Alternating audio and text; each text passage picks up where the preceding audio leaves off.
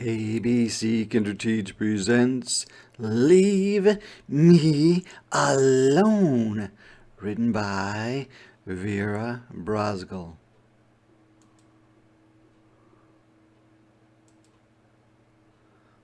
Once there was an old woman. She lived in a small village in a small house with a very big family. Winter was coming. That meant she had some very important knitting to do, but it wasn't getting done. Her grandchildren were very curious about her knitting. Were you supposed to hit the ball with a stick? Could you eat it? Could you make your brother eat it? Why did the ball get smaller and smaller as you chased it? The old woman was at the end of her rope.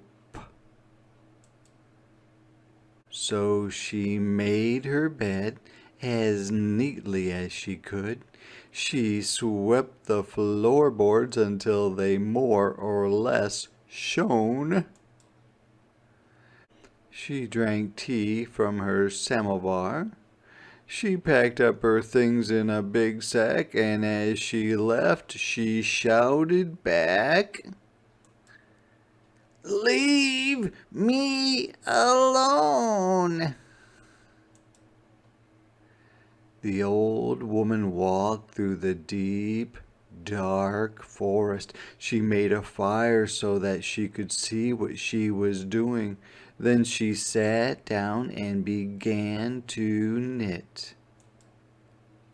The bear family was very curious about the light from her fire and about what she might taste like.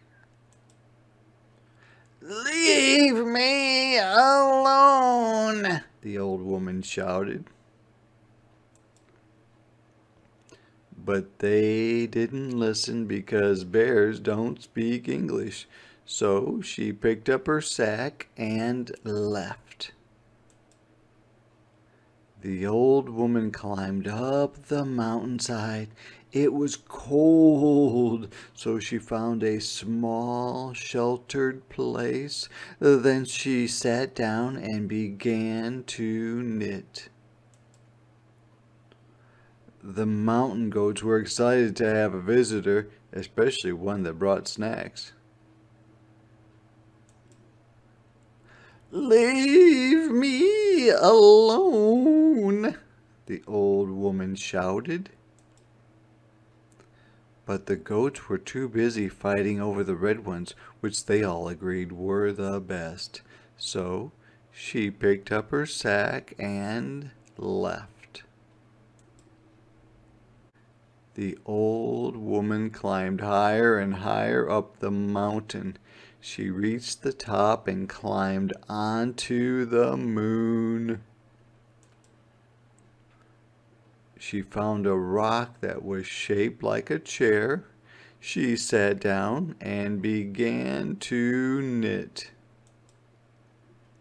The little green moon men had never seen a woman before, old or otherwise.